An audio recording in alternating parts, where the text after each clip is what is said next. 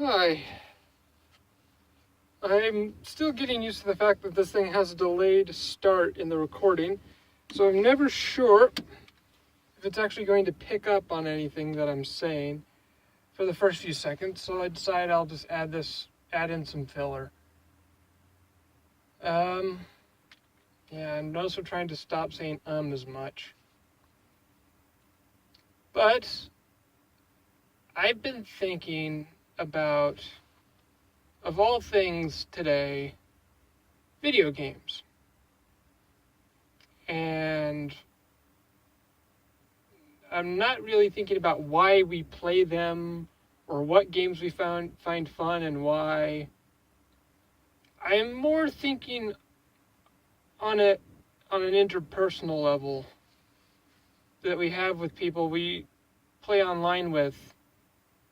We're sharing an experience that we create based on what has already been created, if that makes any sense at all.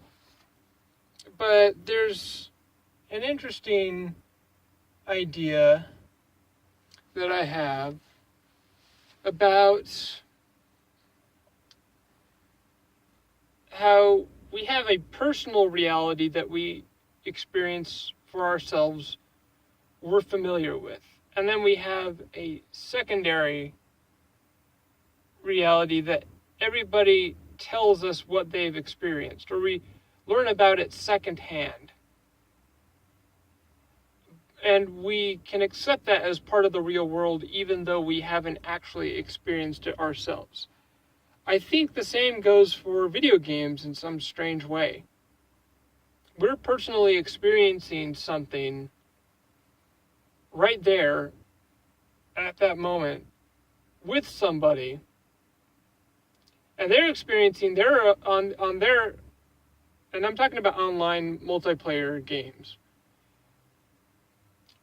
And this can apply for, I guess, single player games too, where both people play the same game and have different experiences.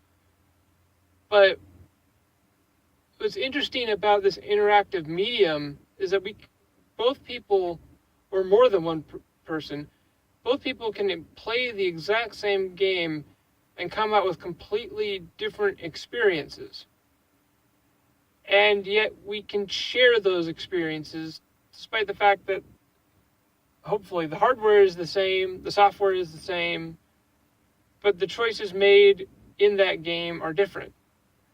And I find it so interesting, especially when you have cooperative puzzle games, like Portal 2, I think is a great example, where you have to work with somebody, and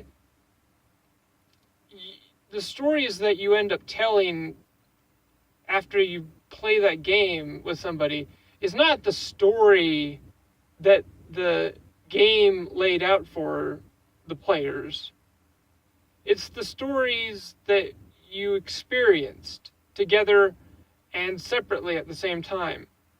The time that you were frustrated that player 2 could not pull the switch at the right time, or the times that you laughed at the horrible ways that you failed a puzzle and everything came crashing down around you. And I know not everybody who's listening is familiar with Portal 2, but I think about video games in a way that it's an interesting medium that allows you to share both personal and shared experiences. And I think another interesting point, and I might do another video about this later. I'm not exactly sure where my thoughts are at this moment, but there's that same thing that happens with single player. Both people can play the same game, and the stories that we tell to each other are not about what was the same, it was what was different. You can't have that with a book.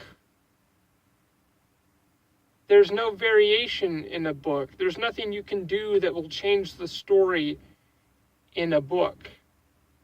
There's nothing that you can do that will change well, I guess that's kind of changing with interactive video now. But there's nothing you can change in a movie that will change the outcome of the movie. But there is so much you can do that will change outcomes, even ones that don't make a difference in a video game. I think what I'm trying to get across is that video games allow for a different type of experience as long as the game itself allows for variation. Because I know there are some very linear games out there, not that that's a problem, but it's interesting. Like, think about your average puzzle game. Your average puzzle game doesn't allow for much deviation from beyond the fact that your task is to solve the puzzle and move on to the next game. Each puzzle might be different because it might be randomized or anything, but anyway, I just kind of, it's a, words come out of mouth, go into recorder, end up being uploaded onto YouTube. That's kind of where I am at this moment. It's 8:18, so a little tired, but I figured it was worth sharing just a little bit of thoughts about experiences and how video games can allow us to share one experience that should be similar but sometimes isn't. To those of my friends who watch my videos that play video games, I'm fairly sure you know what I'm talking about. For those who don't, think tabletop games where people tell their own stories. Or think of games you played and you imagined things as a child. I'm really not sure how to compare it, but that's, I guess, my generation. I'm rambling, I'm stuttering. Anyway, bye guys.